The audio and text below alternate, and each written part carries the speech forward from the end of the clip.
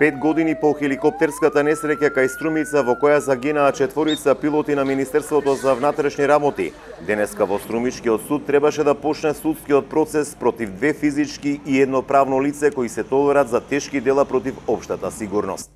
По спроведената истрага од јавното обвинителство, покренат е обвинителен акт против јавното предпријатие Македонска радиодифузија, тогашната директорка на ова јавно предпријатие и тогашниот раководител на секторот за заедничка техника.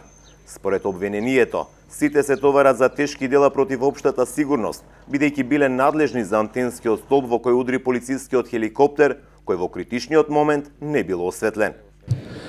Заради отсуство на правниот застапник на јавното предпријатие Македонска радиодифузија и бранителот на ова правно лице, судскиот процес за хеликоптерската несреќа кај Струмица во која загинаа 4 пилоти на Министерството за внатрешни работи ќе продолжи при крајот на месец октомври. Тие до Струмичкиот суд доставиле навремено известување дека ќе бидат одсутни од државата за време на рочиштата оваа недела.